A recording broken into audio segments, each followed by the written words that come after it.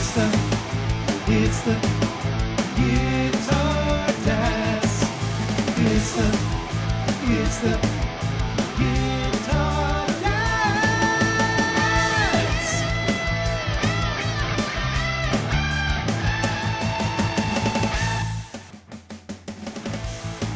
Welcome to the Guitar Dads Podcast, the podcast for guitar people by guitar dads. This week, this singer is a fool for your lovin' no more. Creed, yes, we're talking Creed, has notebooks wide open. We talk a new always-on pedal. We stomp into a new stadium, and we roll with the punches and get amplified. We're stepping on it this week on the Guitar Dads Podcast. And now, the dudes who constantly step in it, Matt and Dave. Hello, everybody. I'm Matt. And I'm Dave, and welcome to the show. Welcome in. I mean, it's been a few weeks. Sorry, guys. Yeah, man. We've been on a hiatus here. Little hiatus, kind of like pre and post Thanksgiving, right? U.S. Thanksgiving hiatus. But it was a couple of hectic weeks because it was Thanksgiving here in the States, of course, this past week. And week before that, it was, I don't know, Dave, it was busy. Dave's got home renovations happening. I had to head out for my brother's wedding. My brother got married. That's right. For the second time, which was nice. It was the second speech I've given him, best man speech I've given him. Hopefully the last. It was. I heard it was the. Good. It was a great wedding. I heard it was the best man speech you've given since his first wedding. The listeners of the podcast should know that I also gave a best man speech at Dave's wedding. So there you go. I don't remember because I was. But that's too a drunk. total of 3 that I've done now. So it was fun with all the practice. I'm going to check with Al. I know. Make sure this was good. This was a good one, if I don't say so myself. But the feedback was good. So the bride was happy. That's really all that matters in the end. So that's right. That's good. Yeah, anyway. All right. Well, we got a lot to cover. That was fun. Oh, we had Thanksgiving. Yeah. We had Thanksgiving. We got the holidays coming up. Black Friday just passed. If you're listening to this on the drop day, that was last Friday. So yesterday would be what is that? What's the Monday? Cyber Monday. What's the Cyber Monday? Cyber yeah, Monday. whatever the hell. Yes, Cyber Keep Monday. track of all these things. There you go. Anyway, so yeah, we got a lot to go through. We got a lot to backtrack and cover, and things that are probably we're a little bit late to the party on, but that's all right. We're gonna get into it. So let's go into the Dataverse. Dave, after you said things we were late to the party on, you were supposed to play the "Welcome to the Party, Pal" clip. Oh, that's right. And you know what? You can tell we haven't recorded for a while. A quick thank you to our loyal listeners, and if you're new here, thanks for checking us out. If you want to check us out over on Instagram and Threads and X, and find us on YouTube at Guitar Dads Podcast and all that stuff, come join the private Facebook group at Guitar Dads Podcast. A lot of fun over there. It's very private. And even though we're not doing an episode for Patreon, we still do have like a Patreon thing. If you want to like throw in $1 a month to help support the show, you can still donate. You can still donate. So patreon.com/Guitar Dads Podcast over there. If you want to help support us, that would be great. All right. Well, but the biggest way to support the show, like we always talk about, is like us on whatever your playlist is, whether it's Spotify or Apple Podcasts, and leave a review on Apple Podcasts. That supposedly helps a lot. So that's the best way to do it, and it's free. So we appreciate it. Yeah, tell your buddies, tell your friends, and all those people out there that might be interested in the Guitar Dads. All right. Well, we just took you along in the rocket, so we're all here in the Dataverse together. There was some big. Where do you want to start with this? Should we start with Coverdale officially announcing his retirement? Yeah. Kind of after years of back and forth with like rumors about, was he ever going to get well enough to actually go back out and do a legit retirement tour kind of thing with Whitesnake or like solo stuff or whatever. But no. So, with Jimmy Page, that'd be cool too.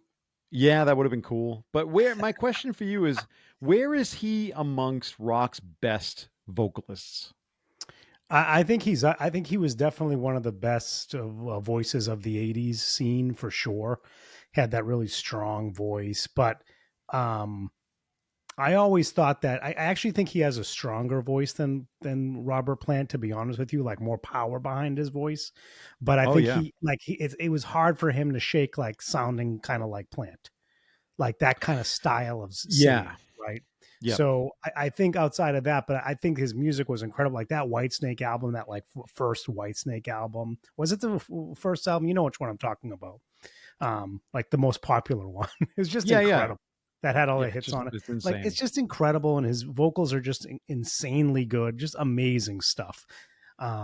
But yeah, I think he always kind of struggled with that. Like maybe he just sounds a little bit too much like Robert Plant, but it worked out well for him. They did the Coverdale Page album, which is actually, I Yeah. feel like the Coverdale Page album is kind of like a hidden gem. It's pretty awesome if you go back and listen to it. No, it's very good.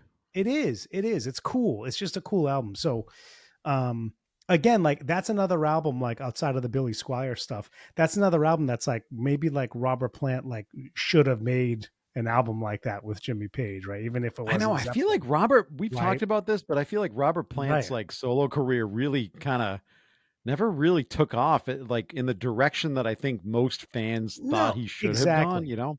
And you could argue that's really great and that's commendable of him because he's kind of reinvented himself multiple times, Yeah. right? In his how he sings, and we actually hold him up to as someone that has reinvented themselves and has kind of let go of the past, right? Unlike Right. Bon Jovi, right? like, let's not go down this, or Unlike a Vince lot of Neil, others. Yeah. right? Like he's Vince Neil. reinvented himself and he's done that, and it's just awesome to see. But going back, this isn't really about Robert Plant. It's about Coverdale. But yeah, I actually also think this is interesting that he's actually saying he's retiring, because we know that's kind of a rare thing as well. So that's And in cool his too. case, I actually think he is because he's been I talking think for he years is. about Yeah. his health and whether he could do it or not, and he wasn't going to go out unless he actually could do it. And so this official retirement, I bet we see a couple of one-offs here and there because I don't think he's done yet. But in terms of like a tour, like a White Snake tour, solo tour, that kind of thing, or a hodgepodge of of other artists that he's played with, I don't think we're ever going to see that. But Yeah, and he's another I, one that I, just, he had such power in his voice and the range that he would sing at. Like that's just not possible right now for him to do no, that. no, he can't do that. So like, Well, I give him credit for just saying like, enough's enough. I'm not going to do it anymore. It's what it is. yeah. So Well, speaking of reinventing themselves, Creed apparently is now. Have you seen some of the live Creed since they've started the whole thing back yeah, over and I'll again, tell you which has what, been it what, two actually years now? sounds. Yeah, I have, and it actually Sounds sounds pretty good. damn good. Yeah, sounds damn good. They are going to be I writing some gotta new say, music. and I think they should. And I got to say, it's amazing. So, as someone that plays in a band that played for a lot of younger audiences over the summer and into the fall, the amount of times we got Creed requests from like 20 something year old kids or college age kids was impressive. So it's definitely like taken on its life as of its own with that younger crowd, which is cool Yeah, to see. So you can see like they really should try to capitalize on that and try to get some more stuff out there. Are they ever going? I mean, the question for me is, with a band like Creed, are they ever going to be more than like a legacy nostalgia act at this point? I think it depends on the yeah, next album. right, and we If know the that next Tremonti's a album knocks your monster socks player, off, yeah, right? Right. But I don't know, like to me it's about that era, it's about those specific songs. Yeah, I mean they might do okay with it, but I don't think to tell you the truth, Dave, I don't think their main audience is going to be all that excited about new stuff coming out. It's nostalgia acts. It's just it's what it is, right? well, So we'll see. We'll see how it goes.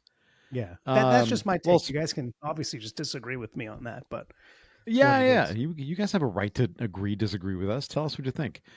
Um, and lastly, we mentioned that it was Thanksgiving this past week in the U.S., and of course, that always means big football games. Yeah, And of course, big halftime shows. So, for those who yeah, don't know about how it works in the U.S., the Detroit Lions play an annual Thanksgiving game every year, and the opponent changes. But of course, this the year's Detroit halftime Lions. show, the Detroit Lions. This year's halftime show featured Jack White and Eminem, Yeah. both like Detroit guys. So, um, did you watch the performance at all? It Yes. was absolutely kick ass. It was Yeah. really good.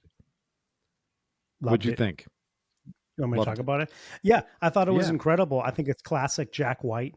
I love the Eminem kind of cameo that he came in there. I don't even know what song they did, but it was like a collab kind of a song where Eminem did a little bit of rapping and then Jack White was singing. Those of you who are Jack White fans are probably like, "Come on, you don't know that song?" I didn't know what they actually did, but it was awesome, and I loved it. And here's the thing: it does appear that it was 100% live It was performances. live. You could tell that like when he was playing the guitar, it was as live as it could be. You could Yep. tell that when he was Singing, singing, it it was was live as it could live. be. And I give you the evidence behind that. The evidence behind that is when he went off the mic and he was kind of screaming at the crowd, you could hear it. You could And it hear was it. that Yep. exact sound that you hear when someone's like, a couple of feet away from the Yep. mic. So 100% this was 100% live. I think Dave, we were texting about it. He did have his piano verbs back there, Three of three of them. them. They were Yep. mic'd up. We didn't get a good look at the board. I'm sure you could scour the internet and get a look at the board. But yeah, and I thought it was great. I hadn't seen, and you can tell me if I'm late to the party on this, Dave. Cue up the sound. I hadn't seen a blue triple caster. Is a blue triple caster released and out now, Oh, I don't know. Yeah, I know. or am I I losing forgot my to. mind? I don't know if it's been out. We've only seen what? We've only seen the black one, right? Is there a new one, or is this just like a one off The black and for white Jack? one? Right? No, that's a great question. So that is Maybe a for really the good question. show. Yeah, yeah, Who yeah. knows? I don't know. You should So Google what's that your while I take on chit it, chat Dave? about this. I'm going to I do that. think You talk about your. That's well, why I said, "What's your take, Dave?" So I can what Google it. so you can have time to Google it. I'll give you my take. I'm going to go on my rant right now. So if you don't want to hear a rant about live music at a halftime show, then you can turn the podcast off right now and you can go maybe a couple minutes beyond where you are and then I'm done with my rant. So, but if you want to listen to it, it's this. Jack, first of all, would never have done anything but live. And second of all, in a halftime show of a big game like that, proved that it can be done. It can be entertaining. It can be thrilling. The crowd was totally into it. And yeah, you can talk about the roots, in where he was and all that stuff, but it doesn't matter because I think the NFL is completely missing the boat about keeping pop music, rock music away from the Super Bowl and maintaining like this whole like pop music kind of collaboration you know, type of thing. I'm done with it. I'm so sick of it. This year is probably going to be the first year I'm not going to watch the Super Bowl halftime I knew show this rant because was I'm just coming. done. I'm just done. Uh, Do it live. Do it live because it can be done in a short period of time without mistakes, and the crowd can be into it, and everybody can be excited or the about it. mistakes are And good, are fun to watch anyway, that's right. right? So I you know agree what? with you, Dave. Come on, I think they NFL, should have. be better. I agree. I think they should have a rock act, but we know how this works. All right, so we're gonna get back to that, but I feel like an idiot about this because apparently the Blue Sparkle Triple Caster was available to play at NAM when we were there. Welcome to the party, pal. Right. Welcome to the party, pals. It was apparently there. It's a custom shop version. I don't know that it's for sale right now. I mean, this was How an did we article not I'm see reading that? from last year. Yeah, like maybe like somebody must have been playing it the entire time that we were there because I didn't see this thing and I was all over that booth. I played the triple caster, the Fender USA, like the non-custom shop version. I would have been all over a Blue Sparkle, a triple caster. I would have loved to see him play this thing. But I saw that's what it is. And yeah, it doesn't seem like it's available yet from what I can tell just with a quick search, but you guys tell me if I'm wrong. And You're we'll wrong. see. It's going to be a custom shop limited edition. It's probably going to be damn expensive. It must be out by now if it was kind of unveiled back then. No, I don't must know. I be. mean, maybe he was waiting for this, like to kind of like showcase it to the world. I don't know. Yeah, I don't know. It's kind of interesting. Maybe. Anyway, Yeah. it was cool guitar. It was a great performance to watch. I mean, Jack White is just awesome as usual. He even did this is make it makes it even more 100% live. He even did a guitar change himself. He didn't even have like a tech come out and hand him his other guitar. He Right. actually Yes. changed it himself during the performance. That old kind of hollow body he plays on Seven Nation Army with the slide and everything. I mean, it was 100% he was doing it live, and the band Yep. was live from what I could tell. So pretty cool. But again, we're not talking about the Super Bowl here and that level of production. But I think you got to bet, like, if he was going to do a Super Bowl show, he would do something just like this.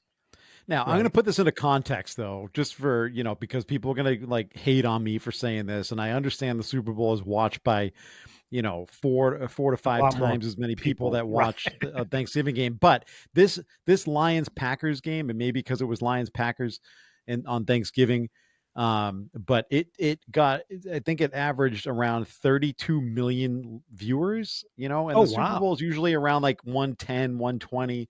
So yeah, of course the Super Bowl is going to be higher, but that's a huge audience. It can be done. NFL, do it right. All right, rant over. I know. Well, yeah. I mean, I think there should be some more, variety to what goes on in the halftime shows, where it's not just kind of pop acts. But anyway, yeah. I mean, we'll see what we've talked about this a lot over the years on this podcast. That we as rock people, we're never going to let it go. More. We're never going to let it go. But however, we've talked about this over the years, that there have been some cool moments related to guitar on the Super Bowl halftime show. Like we had, there still have been, yes, show up during Usher's set with her. We did a whole segment on that pod about her awesome custom shop one-off, like kind of translucent red signature Strat that she had. So there's definitely moments for guitar people. You remember when there was the that PRS Snoop Dogg and Dre? Yeah, the PRS with Snoop Dogg and Dre in them. So there's been cool moments, even if it isn't rock, for guitar. Yeah. So I'm happy with that as a guitar dad, but it's how it is. Well, you know what I'm happy about? I'm happy to tell you that this episode of the Guitar Dads podcast is sponsored by none other than Copper Sound pedals. You guys know Copper Sound. We had Alex on a few weeks ago, or actually the last episode, I think. Wasn't that the last? It was the last episode we put out. Yeah. It was a few weeks Which was a few weeks ago. But anyway, you know all about Copper Sound. We featured the V2, the Foxcatcher V2 during that episode. Let's tell you about it one more time. You guys know what the Foxcatcher is. It is the blues breaker on steroids because it's got the boost channel as well. And you can run them, one into the other or the other way around or whatever you want to do. The V2, on the other hand, isn't a dual channel pedal, but it is loaded with features, including 3 different gain types, 3 different shape types. The knobs are really super cool on there. They did such a great job, and the thing sounds different. So if you own a V1 and you're curious, well, I don't know about the V2 because it's going to sound kind of the same. Well, yeah, you can dial it in close, but this is a different animal. It's a different pedal. Obviously it's a single pedal compared to a dual pedal, and it's awesome. And the big knob is awesome. And I love the shape. I love the various gain stages. I love all that stuff. So I think it's a great pedal, and you guys should just go get one. Use Dad's 10 to get 10% off. There you go. And it's Black Friday. All right. So go get it now. Well, maybe not when you're listening to this is Black Friday. But you should get it. It's a great holiday gift for yourself.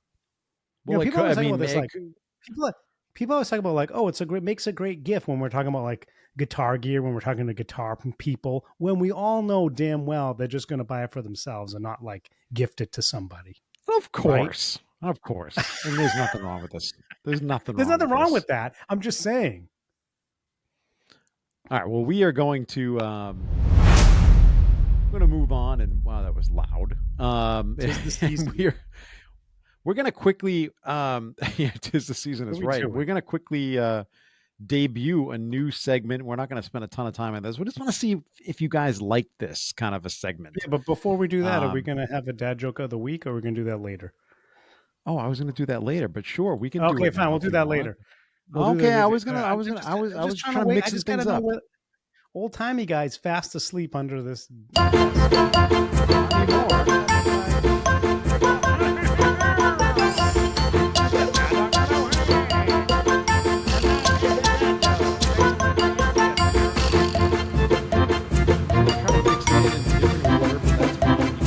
I just didn't want you to I'm a forget about professional. it. I'm a professional. I'm just gonna mix it up a little bit, All but right, that's next time, just fine. let me.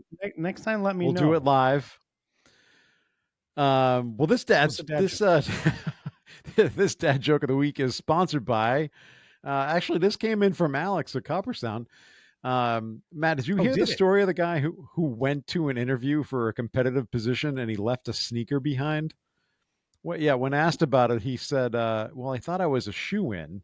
Uh, Come on. Where's the best part? That's Thought good. I was a shoe That's good. in. It Thought I it was a is an odd shoe-in. expression. I thought it was a shoe in when you think It about it. really is. We well, this is a topic for another time, but there's so many like sayings that if you search back for the meaning behind them and the origin, it's kind of wild. Some of that's like dead ringer. Yeah, Go look that yeah, up. dead ringer. Uh, I thought it was a shoe in. I mean, I get it. Like you fit. It's something about like how you fit well, like a shoe, like it fits like a yeah, shoe. you feel like a shoe. But But what if the I shoe thought it doesn't was a fit? shoe in. Yeah, I thought it was a shoe in. Or Like, if the shoe fits, right? I mean, what if well, yeah. I mean, don't you wear two shoes most of the time? I mean, I All don't right. know. Again, I Anyway, guess so. All right, let's okay. get to the new segment. This is a cool All I right. guess it's not new. We've done a different version of this before, but Yeah, this one's called Rig for the Gig. So this is part of our rotating segment. And so we're rotating gonna go through segment. this is the rotating segment. Rig for the Gig. So this is going to Rig for kind the of gig. highlight, in this case tonight, we're going to talk about a specific artist, what they were using on a specific album, and to the best of our knowledge and things that we were able to look up. Um, Today we're going to mention Phil Collin and the Hysteria record. Of course, to me, like that is such an iconic sound. That whole record, that whole album is Right. unbelievable. And that I think was Pyromania the first that Mutt Lang did. I can't remember. Did he did Hysteria too, but I don't remember. I have to look back at that. But anyway, that sound was such a change for Def Leppard and such like an iconic record, of course. But so shall we talk about some of the gear that Phil was using? Yeah, we should. It is an iconic record. It's got some absolute 80s hair band classics. Yeah. So, yeah, let's go. Let's go for it. So this was a little bit tough in terms of like I googled a lot of things and I found a lot of conflicting reports as to what he was using. So what I will mention today is the stuff that I confirmed on multiple sites. So whether that's true or Nice. not, I don't know. But he was using a Fender Strat called Helix, which was his main guitar. It's a 78 Japanese model that was modified, had a DiMarzio humbucker and a Kaler as a collar tremolo system. I don't even know what that Collar. system Yeah. is. Are you I would familiar say with those? collar. Yes. You are. Well, what are they? Yeah. What They're, makes that system different they're than other just, tremolo systems? they're, they're, Oh, they're do just, you? they're just a Do different tell. tremolo system. I don't know all the No, details of course behind it them, is. Okay. but Um, they're just slightly different. Like it's not like a full on Floyd Rose type of situation. It's more like a Strat type of tremolo, is my understanding. But I could be way off on this because you put me on the spot. So there you go. That's he my was also qualifying. used. Yeah. Yeah. So he was also, of course, using a bunch of Jackson guitars, including one with a Cracklejack finish. We'll just go back and look at that. If you want to Google that when I go through the rest of these, Yeah, he Cracklejack. has I some. do know what that is. I do know what Cracklejack is. Cracklejack is that kind of almost looks like, well, it looks like cracked. It looks like if you like took a bunch of like if something was like frozen, you just kind of crack the finish on it. It has those kind of like cracks around it. So they're cool. If you ever seen one, I know like Jackson had done them, because this is what we're talking about. Is this was a Jackson one that he has, right? That he played. But Jackson does them. I know that I think Chauvel might have done a crackle type of a finish as well. But it was kind of like a popular thing in the 80s. And this might have been like one of the things that made it popular. I don't know. Well, he was also using some Charvels, and apparently Mutt Lange also brought in a couple Tellys to be used on certain parts. So that was so it's a kind of a real mix of things. For amps, this is interesting. He was using the Rock Band. He was using the Rockman. And also the only other amp I could find, was a Marshall JMP, a 50 watt JMP. That makes sense. And a JCM 800. Otherwise, that was it for amps. Let's go back to the before you move on. Let's go back to the collar. The collar is basically, I was just looking it up briefly, and it kind of, now I remember what it is. It's basically a double lock and tremolo like the Floyd Rose, but it mounts flat on the guitar, so it doesn't quite do the same thing. So anyway, there you go. It is double locking though, from what I can tell. So, well, that was the best of our. That was the best of my knowledge and things I could find that I could kind of confirm through multiple sites. But, tell us if I'm wrong. Maybe I got the whole thing wrong, and you find something that just kind of contradicts all of that stuff. Please go to Facebook at Guitar Dads Podcast and post all the corrections there, because I'm sure some of that stuff isn't accurate. This is pretty cool about Rockman, though.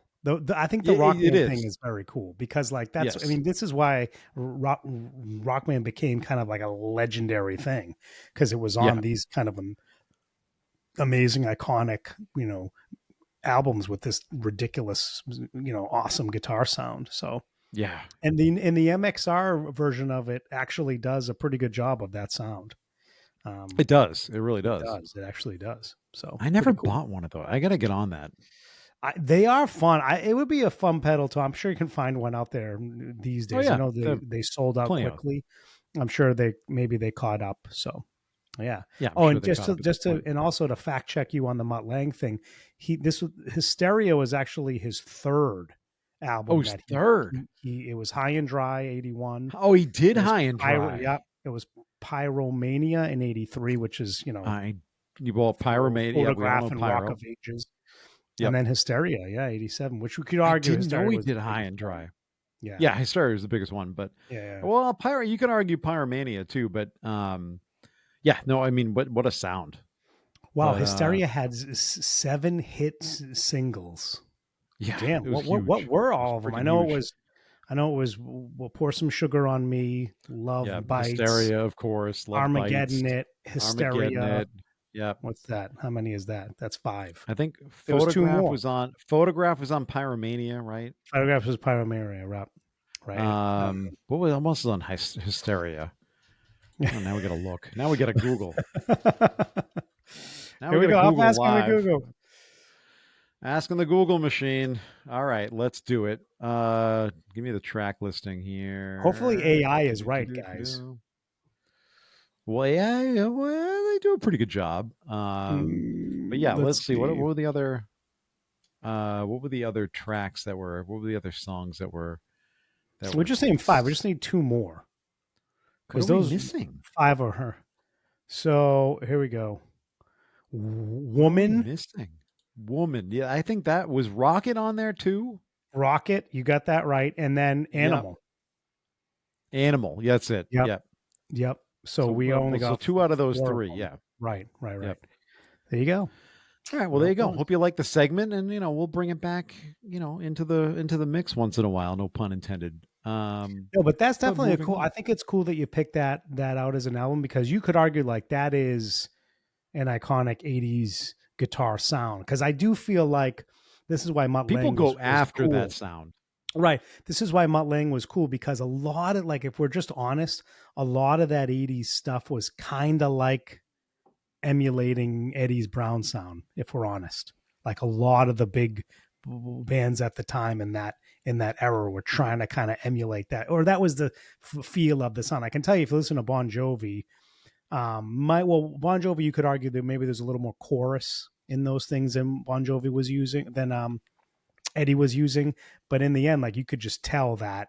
Yeah, well, there's a lot of chorus. There's of that type of sound. So, oh no, of course. And I'm not taking anything away from that. I think there's an awesome guitar sound, and they did a great job with it, and kind of made it their own and did cool stuff with it.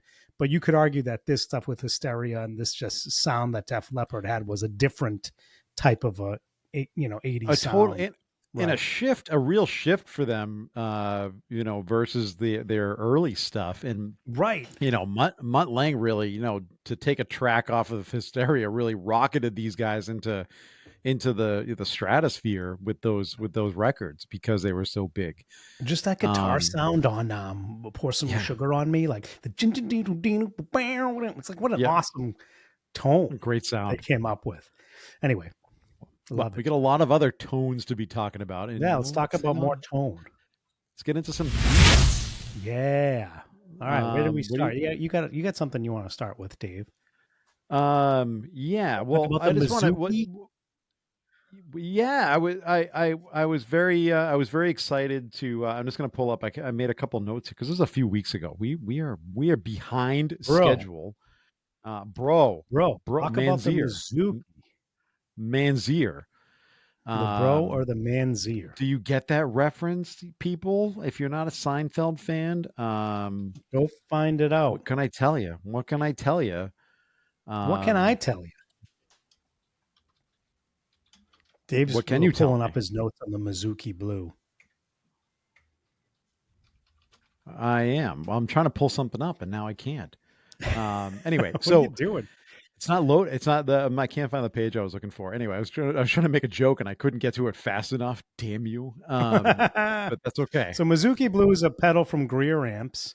Everybody knows Greer from the famous Greer Lightspeed, and they were kind enough. Were they kind enough, or did you buy this one, Dave? No, I didn't buy this. Nick was kind enough to send this out for me to try. Send us a demo, right? I'm sure at this point, if you guys are familiar with it, you've watched a bunch of demos. There's a lot of good ones out there. I think if you go check out like Buddy Blues, he did a really good demo on it. And I really agree with a lot of things that he said. First off, the pedal really is like, and I'm going to throw a lot of like those pedal cliches out. So get ready, sit down. It really does have like that. It really does have that like amp like feel and sound to it. There's a lot of usable like sweep in the gain knob. It starts a little dark, so if you kind of have to crank the tone a little bit to sweeten it up. But if you want that darker sound, it's got it. But I kind of wrote it a little bit high just to balance that out. It's where I really liked using it is kind of dialing in a little bit, like maybe like gain on 11, maybe 12 through a dirty amp, which is like Matt, you feel the same way. Like that's one of your favorite ways to use some of these gain pedals, right? That thing just really sweetened up my Marshall Jubilee.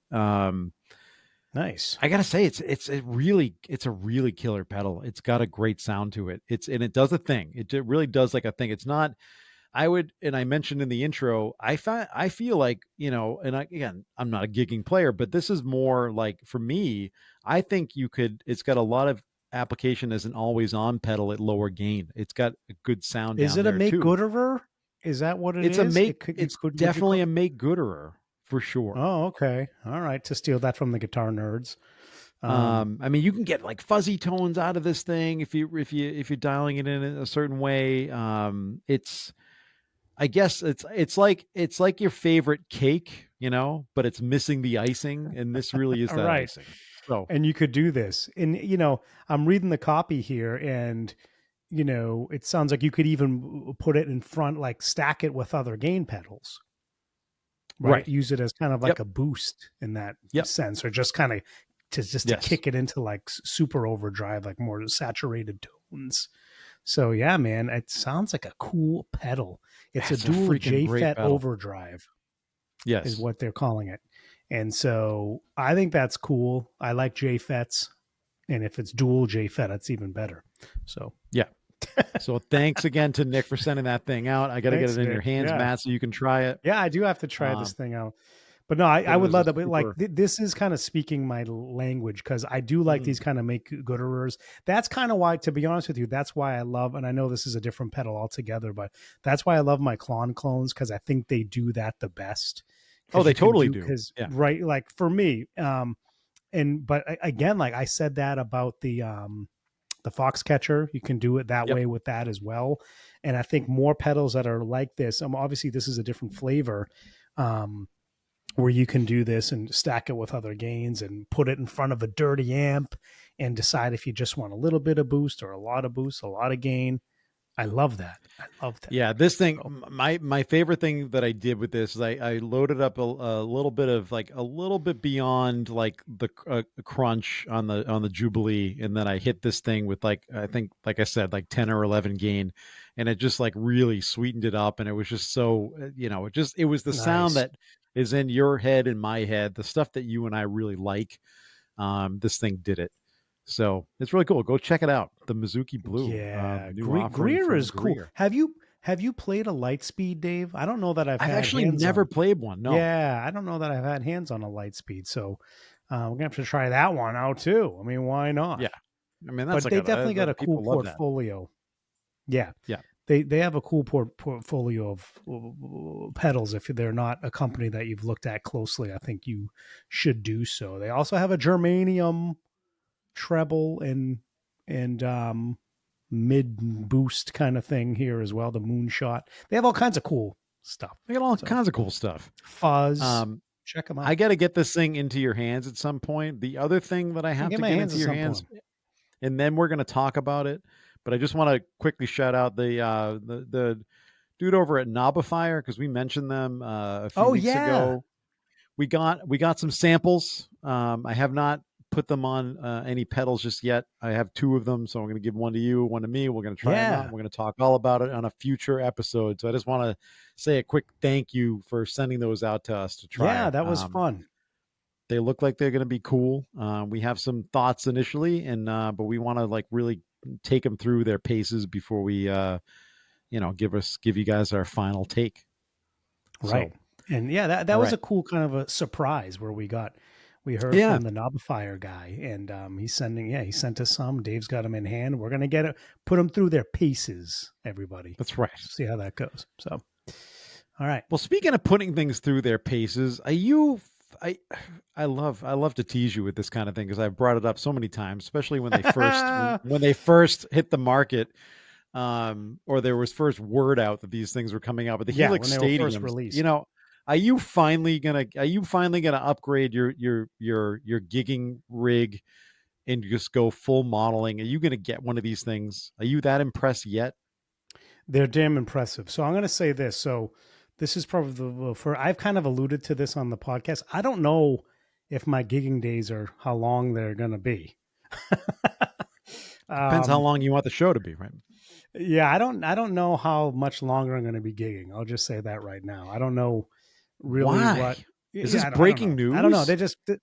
It's kind of breaking news. I don't know. Yeah, I don't really know what's going to happen. This just into the band. Guitar There's a lot Dad's news desk. Matt's retiring from gigging.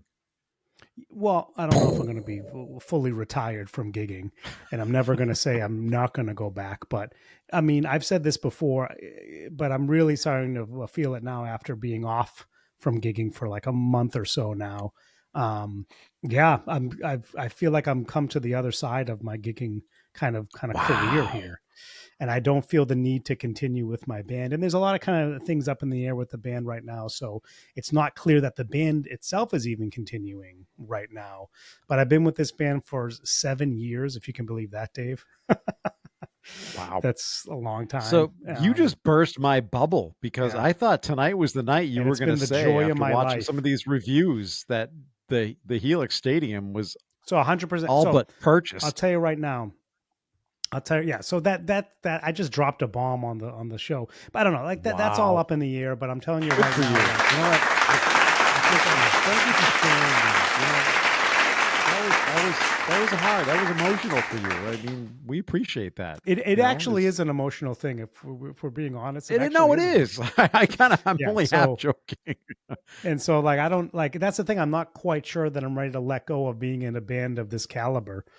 But I don't know. A part of me just isn't up for the grind anymore, to be honest with you. So I think that's where Yeah, we're at. you were crying Anyway, pretty hard. but that, I figure that's really pertinent information when I'm going to talk about a Helix product, Yeah. because from what I've seen, so what happened was Helixes began to ship last week as you're listening to this, and all the YouTubers are, the embargo was lifted off all the YouTubers, so YouTube has been inundated with Helix Stadium content. So you can go out there and watch a ton of videos about it, which I've done.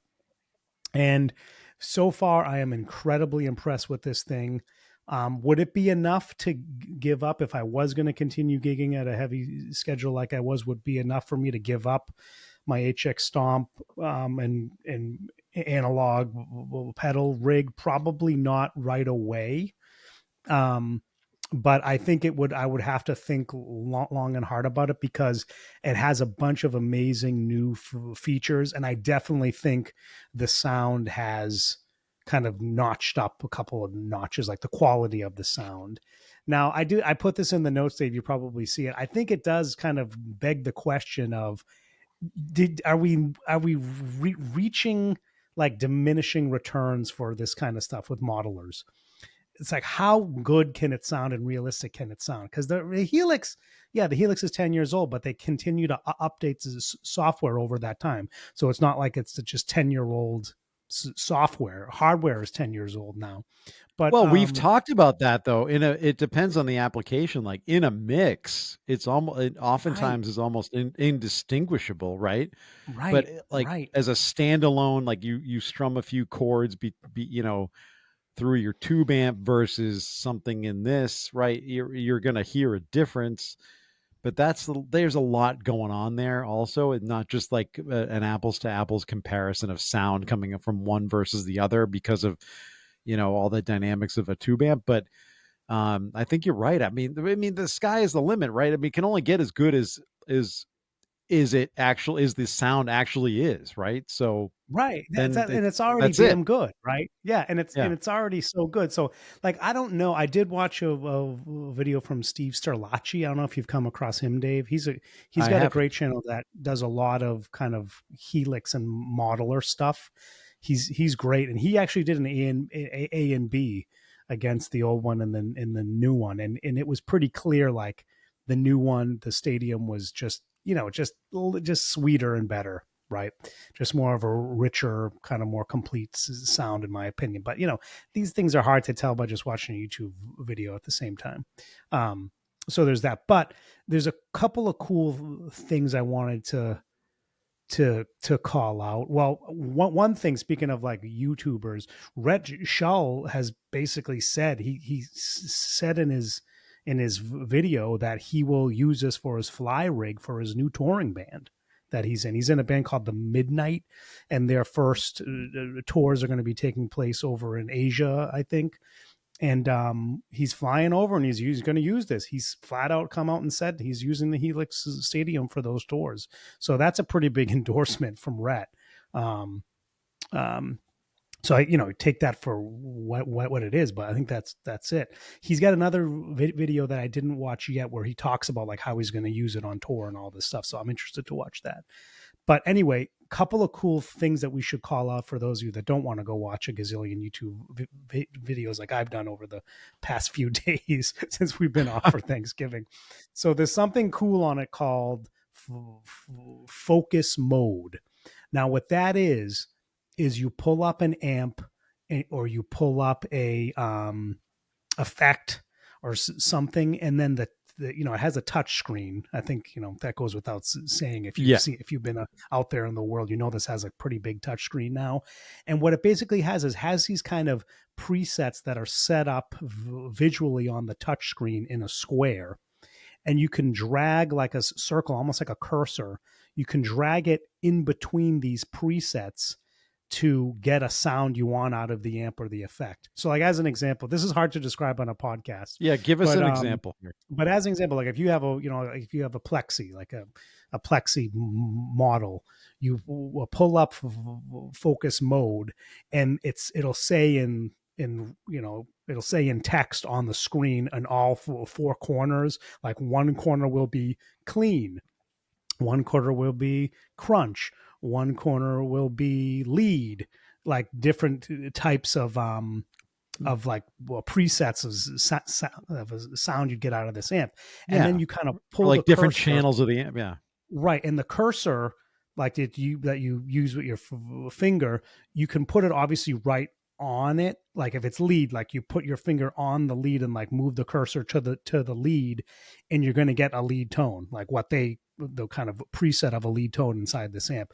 But if you want something kind of in between lead and crunch, you just drag your finger between lead and crunch, and it blends it in. That is crazy cool. I love that. That and is as awesome. you're doing this, and as you're moving your finger across the screen, you see the settings of all the things like gain and volume and EQ. You see those knobs on the bottom switch as you do that.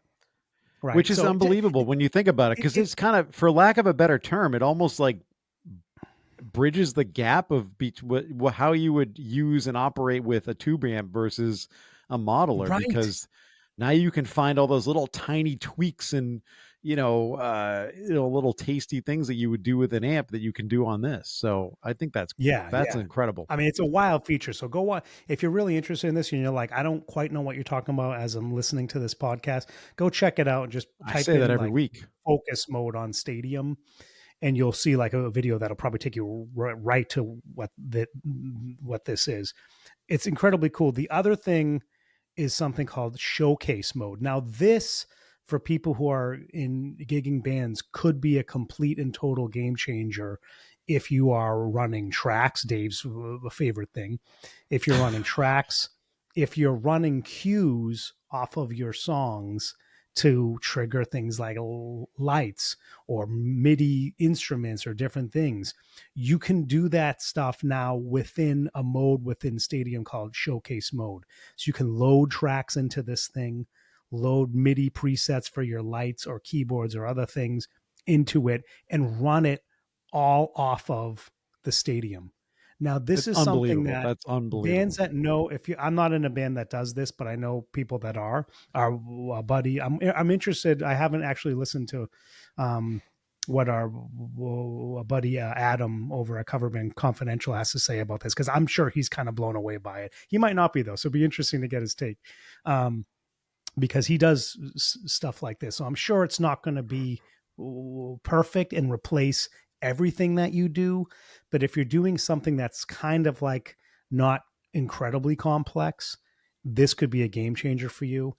And of course, because it's within the Stadium itself, if you have like, if you're triggering, like you can have a backing track and you could have it programmed to trigger, patch changes or snapshot changes of what you're doing within the Stadium at that time. So it's all like a all-in-one thing. And I think as they do, we know that Line 6 does a lot of the software updates. I think it's only going to get more and more powerful as they do this.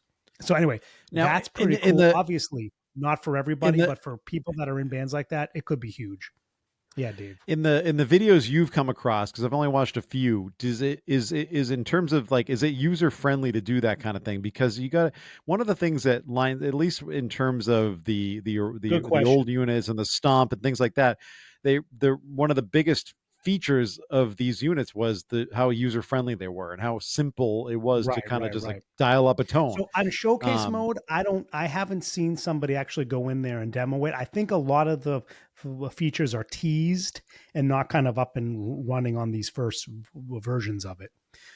Because people is don't what I understand how they all from work.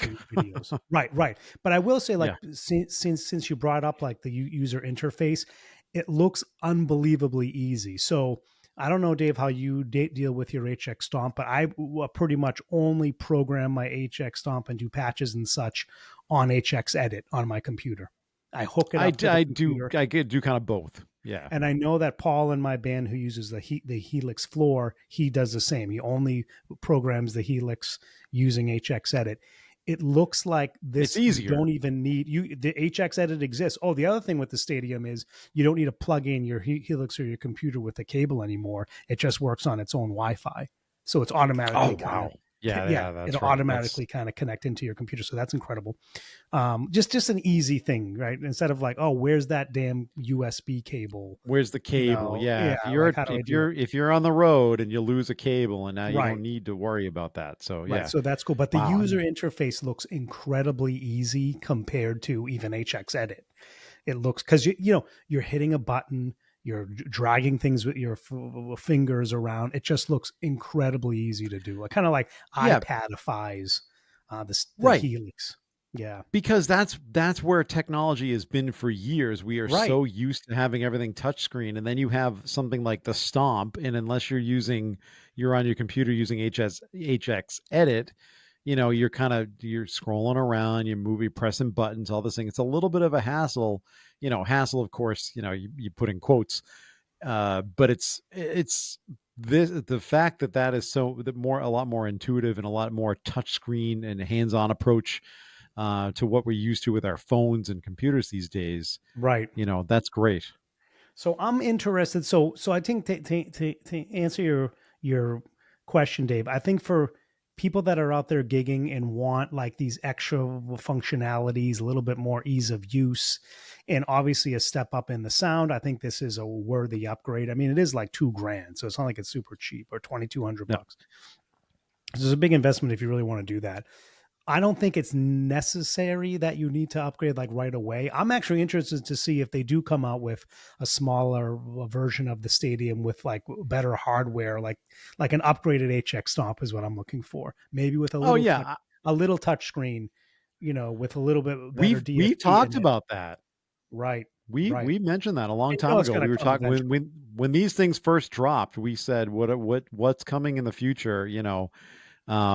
And we mentioned that. I think I'd love to the see it. HX Stomp, because people like you and me that don't necessarily want or have a need for a large unit like this, but we still want we kind of want the upgraded bells and whistles, right? So I Right. wonder if that's where this is all going. So it'd be interesting I to see don't. the next iteration of the HX Stomp, Right. I would or if love it's to going to be see that. gone. It's Yeah, going to be because I gone as we don't. know it. Right. Right. Right. I Something else don't think replacing it.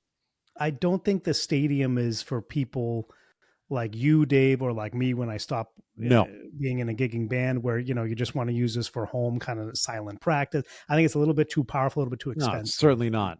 for No, that. it's not. But that, yeah. So anyway, but I think if you're someone that is seriously a Helix guy or person and you want to maybe upgrade, or you're using another type of a modeler, I think this offers a lot more features than something like the Quad Cortex does, as an example. Now, it doesn't have captures. We've talked about this a lot. Line 6 is not super interested in captures. They've kind of hinted that maybe there's something like a capture, but I think we know the Line 6 strength isn't really in captures. It's about their own programming of the models, right? Yeah, their own And that's where emulation they of the excel. yeah. Right, Yep. right. So I don't think we're going to see like that kind of a thing. But I think in terms of the upgraded hardware, where you just have all this DSP to make the amp sound even better, and all these other features we're talking about, I think it is a hell of a product, and I think it's gonna sell a lot of them. I think it's gonna be extremely popular, just like the Helix is popular, right? But it is interesting to me. Like I'd love to talk to somebody like a Paul in my band. Um, is he interested in upgrading? Does he think it's worth it? And I think the issue is, does he think, for a player like that has been using the Helix for years and years, has all these amazing patches, yes, you can move your patches over to the Stadium, but like, what's the point if you're not really taking advantage of the Stadium new features? So Right. I'd be interested to hear from players that are very familiar with, a modeler such as the Helix, whether they're using the Helix or whether they're using something else, if these features that we're talking about are enough to make them upgrade. So I Yeah. don't know. Yeah. Well, there you Well, there go. you go. That is our take on the stadium, and we got a lot more stuff coming down the road. We're gonna try to be. Are we gonna try to? Let's see. We got the daddies coming up in Yeah, the December at the end of the daddies. year. I think we're That's going to our do one more award episode show. because we're We're going to about do 3 one weeks more out. episode. Yep. Yep. Then we're going to be hitting the daddies. So we get a lot of stuff to bring you as we approach the end of the year. And then probably some interesting, hopefully some fun interviews coming your way in the new year if we can get those all scheduled and out. Right. But keep on listening to the Guitar Dads. You know where you can find us at Guitar Dads Podcast on Instagram, Threads, X. Find us on YouTube. Come to Facebook. Join the group. Make sure, like Matt said, give us a like, subscribe, follow, review, tell your friends. All that stuff really helps people find us, and we would appreciate that. If you want to support the show for $1 a month, go over to You're still patreon.com/Guitar gonna Dads you're Podcast. still gonna I'm push the Patreon. still pushing the Patreon. We're still pushing it. All right. If you want to help us, if you want to help the show, and we would appreciate that. But it's only $1. Listen, we're the cheapest around. We are as we've always said, we are the Temu of guitar podcasts. Okay. Right. We're gonna price ourselves like, as such. And again, like and subscribe and leave reviews. And thank you. That's right. All right. Well, I think that was this week's Guitar Dads podcast. That's it. Keep Helix alive. Catch you on the flip.